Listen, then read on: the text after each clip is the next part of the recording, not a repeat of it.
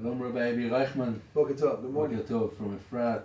I'm Rabbi Nir Barkin from the IMPJ, and we talked this morning about Rashi Chodashim, the beginning of the new month, as we read in our movement on Parashat Beha'alotcha, Uveyom Simchatchem, in the day you joy, Uvemoadeichem, in the day that you celebrate, in your holidays, Uverashi Chodshechem, in the new months, Utka'atem B'chatzotzrot, and then you blow the trumpets, you blow the shofar. Maybe this is not the traditional reading that the Orthodox movement is still holding. Indeed not. No, we read from Parashat Pinchas in the same book, but about the offerings on Rosh Chodesh, how the offerings on Rosh Chodesh are different than regular days, a special day Rosh Chodesh offerings, which includes an interesting offering called Chatat. Cleansing. Yes. And the pasuk says, "Useiri zim echad lechatat ladonai." We bring a cleansing offering, if you will, on God's behalf. And the Talmud talks about this passage, doesn't it? Special mentioning in the Talmud about that. Absolutely, in a very daring way, if you will.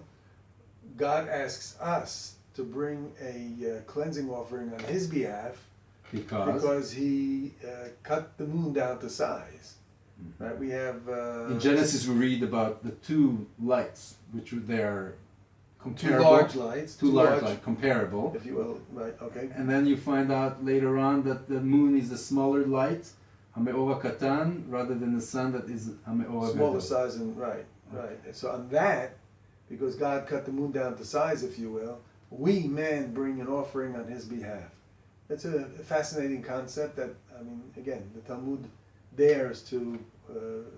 It's a revolutionary approach of the Talmud, isn't it? You would guess so. Yes. Man brings an offering on behalf of God. I mean, of God's mistakes, or on behalf of God's or in change. hindsight his mistakes. Yeah, okay, I'm a little difficult with that. Okay. Yeah, absolutely. And you know, Abi, it's a great opportunity for us to talk about the two calendars. The lunar calendar and the solar calendar, which in a leap year, we bring them back together, so the cultural calendar, which works with the moon, with a lunar calendar, can coincide with the cosmic. So the seasons always come at the same kind of time. Exactly. So Pesach, which we celebrate in 2 months, will always be in the spring. Okay. That's the merging of the two calendars. That's true, and that's what the 7 times in 19 years.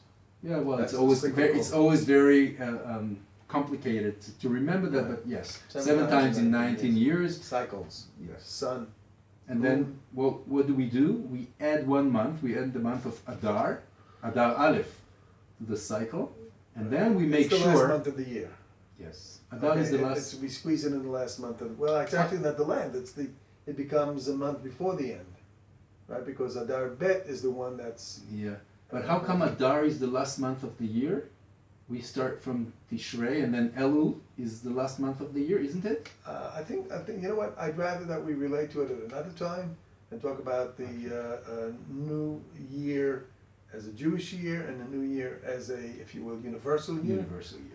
Tishrei being universal, Nisan being the Jewish, but we'll relate to that some other time. So what we try to do in a philosophic way, Abi, is we manage to bring together two cultures, the solar culture and the lunar cultures together, and we find a compromise. And interestingly enough, I would not call it a compromise, I'd call it an interface, an integration. It's not just compromising. I love your approach. Right. I love the word interface. I love integration. Because what we found out today, this morning, is that finally, after I don't know how many years, tens of years, or maybe hundreds of years, there is an egalitarian section at the Western Wall that is agreed by the government and all the Jewish streams in Israel, so people can find themselves. I think we can only say, wow. Yes, well, women of the wall, women right? Of the wall, yeah. Exactly. It's a great idea. Okay. So, and may it be. Maybe, well, we'll the see. Interface. We'll see later. Brings to Adar and Simcha. Yeah, when Adar comes, we rejoice, right? Next time we meet, we'll talk about Adar Bet, and we'll talk about a leap year, and the fact that a month or a year can be pregnant. Stay tuned.